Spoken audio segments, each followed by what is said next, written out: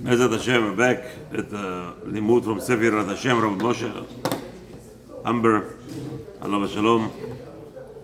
So yesterday we concluded that we could learn actually from Hagar that a person could take on himself tzarot, and it depends on the tzarot obviously, which are mutar.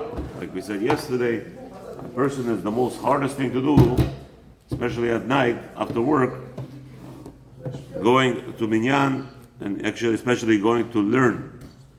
And if a person going to learn, he's having suffering, he's torturing himself. It's hard to sit and listen to the rabbi, try to pay attention, and we said that that will also account for suffering. Instead of being punished, he will be his avera will be erased, as we see from Hagar's action yesterday, accepting from the malach the fact that he told her, go and let your Rebbe, so speaking, the teacher, Sarah, put her back in her place.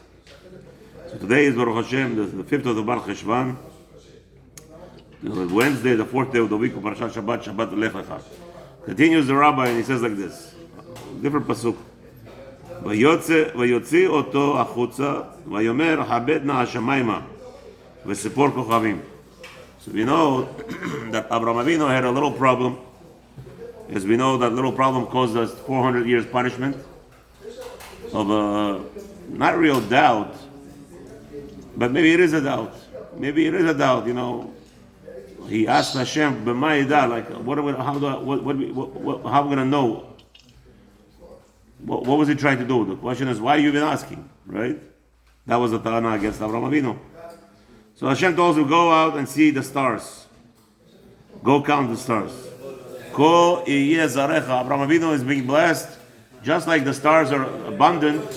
This will be your children. Ve'amin ba'Hashem ve'chashev lo tzedakah.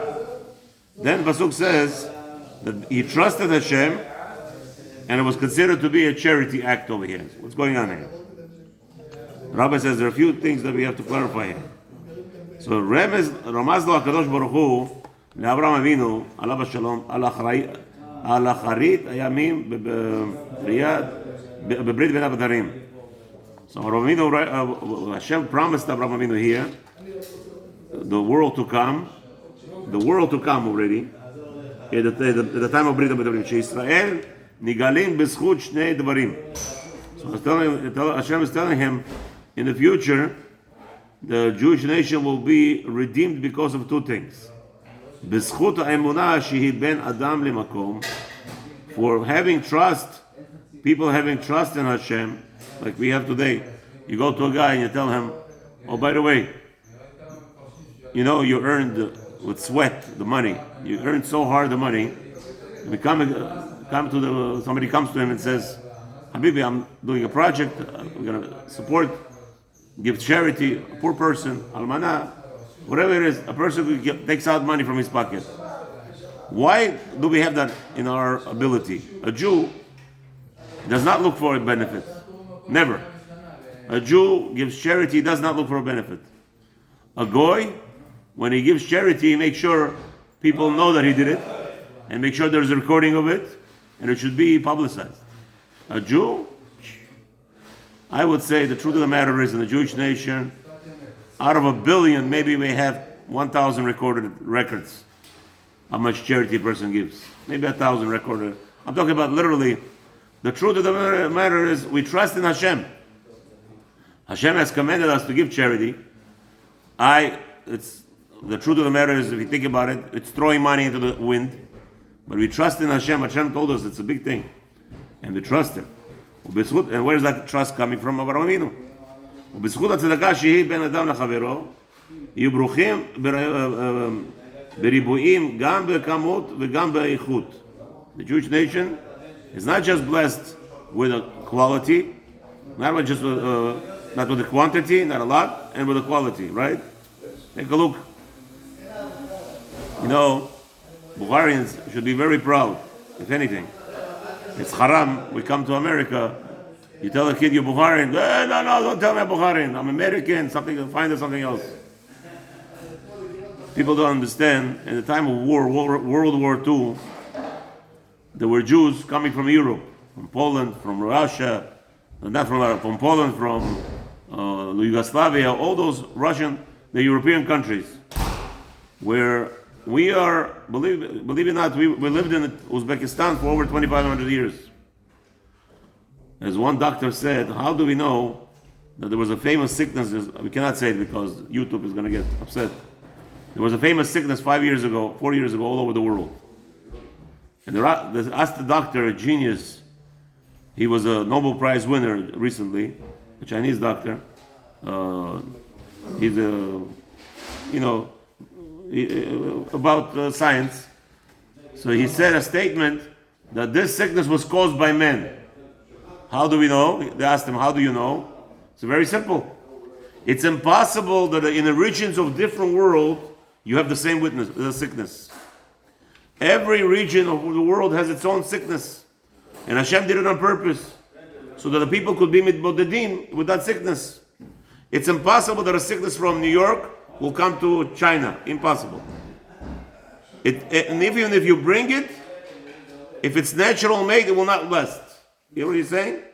If a sickness is naturally made, it will not last in that region, because that region, the atmosphere is designed by Hashem in a certain way that will be protected. What happened in Uzbekistan, Tashkent, Samarkand? A lot of Polish Jews came with sicknesses that the Bukharian families were not used to. Do you know there was not one Bukharian family less than 11 children in 1930s, 40s, 50s? No kayam. All my grandparents, you talk to them, each one had at least 11 siblings. It was not almost impossible. It was just recently because of יימח שמו Stalin that we started having less children. Whatever you say, whatever excuse you make, just to let you know, and there was not one family when the Polish people started coming, the Jewish people, there was not one family when they lost 3 children minimum in the family. They lost 3 children. They were dying because they were brought sicknesses that are not related to that community, and they didn't know how to get rid of the sicknesses. And yet the Bukharian Jews took in anybody. There was a fight. Anytime there was a family come from Poland to Tashkent, Uzbekistan, the communities used to fight. The rabbis that greet the people, they fought by whose house is going to stay the people, knowing that they're bringing sicknesses.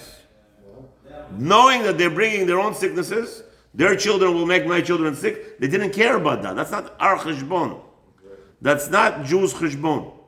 You do chesed because you trust in Hashem, because Hashem commands you. Hashem commanded us. And this is coming from what? Stems from Abraham Avinu. Emunah shlema. And b'schut that we have emunah, b'yichud zchut emunah, ובכמות בזכות הצדקה, העיקר היא האמונה שאינם מפרסמים עצמם במתן הצדקה. And how many people know what I'm talking about? Very little. The Bukharians, they don't understand.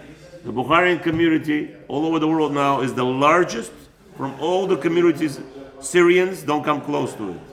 Hasidim don't come close to it. We have over 500,000 Bukharian Jews. Why? You would think the opposite, right? They gave up their children. 3 to 4 children died in every family. My family, my grandparents. And yet we are the largest. Why? He says the rabbi here, because we don't look for kavod. Nobody looking for honor.